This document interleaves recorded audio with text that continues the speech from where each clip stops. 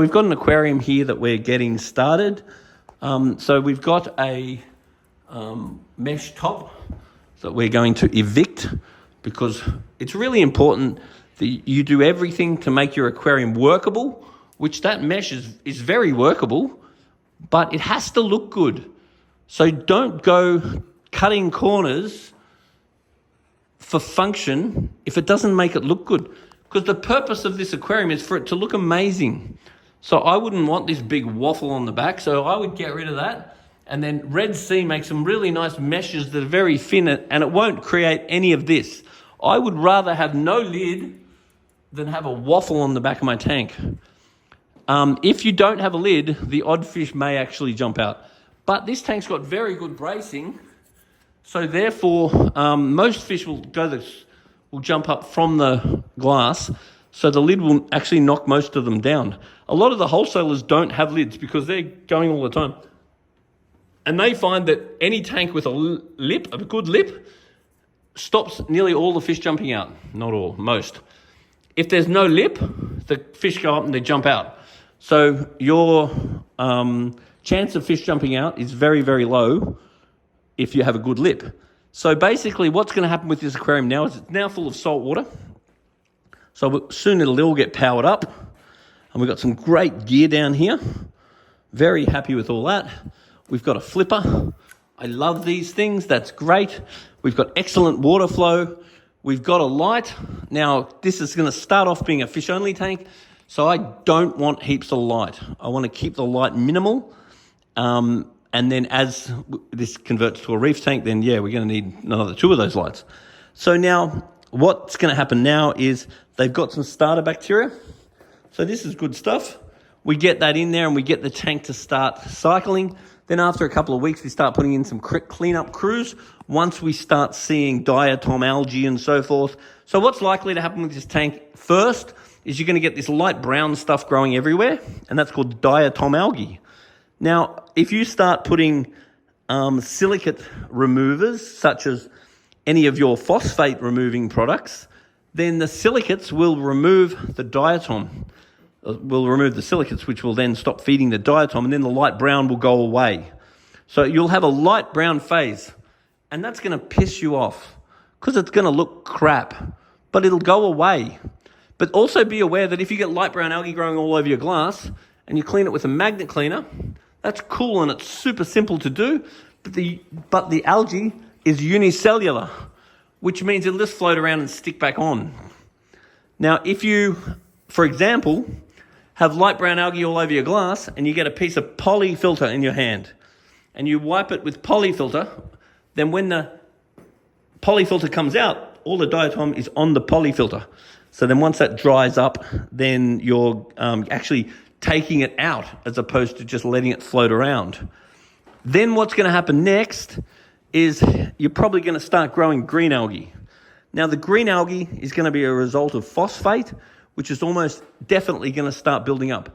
If you start using phosphate medias such as GFO for removing your silicates, that will also start to strip out your phosphates.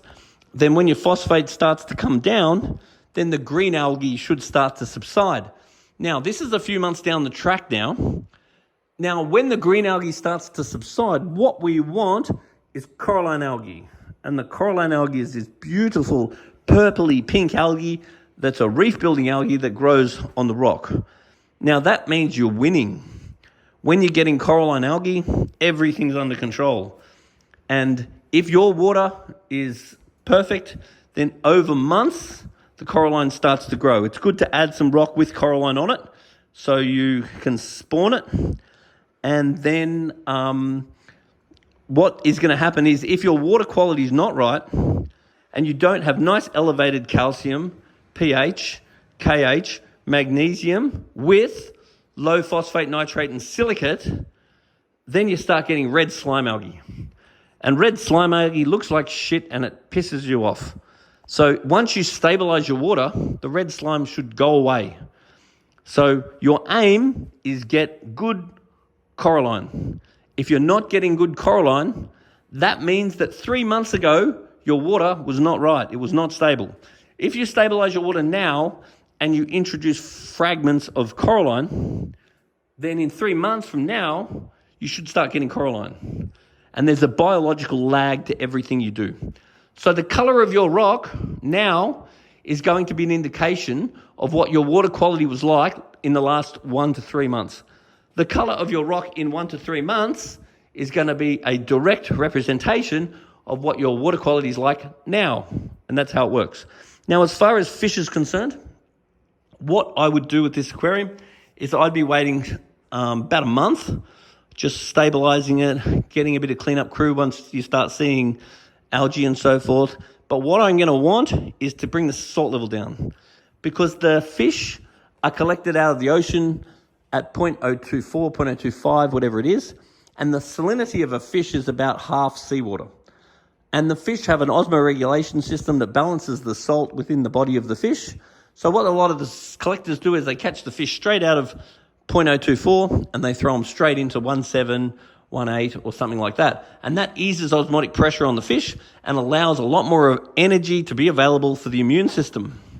Now, if you move your fish from low salt to high salt, suddenly all of the molecular energy goes from the immune system into the osmoregulation system, and then the pathogens, like your bacteria and your parasites and that, they go absolutely crazy. So the chance of you getting white spot becomes significant. If you do it the other way, and you go from high salt to low salt, it's a drop in osmotic pressure. It doesn't worry the fish at all, and the parasites and pathogens hate it, and the immune system gets a boost. There's also various immune stimulants that you can look at using too, such as Vogel. Now, as far as the fish are concerned, if we drop the salt, put the fish in, then we wait a full month. If the fish are totally healthy, totally happy, and we're very encouraged by what's going on, then in a month, we could look at putting some more fish in. Then we wait a month, then we can put some more fish in. Put a little bit of fish at a time. And we also want to look at the groups of the fish. For example, any clownfish we want, they go in at the same time. Any wrasse we want, they go in at the same time. Any tangs you want, they go in at the same time. It's really important that you consider grouping. Then the next thing that we're going to need to do is later down the track if we start looking at coral. Now, once the coral goes in, we no longer have the flexibility to drop the salt so hard. So once the coral is in there, we really want to keep the salt more stable, and that's where a quarantine tank becomes everything. Because if you've got a lot of money's worth of fish in this lovely big tank, then it's always your last fish, by the way. Your tank's going great, your fish are healthy, your corals are healthy, everything's great. Then, one last fish. It's always the last fish, and it's your favorite fish too, because you've waited to get this one. And then you just chuck it full into full salt. And then it gets white spot and it wipes out all the rest of your fish.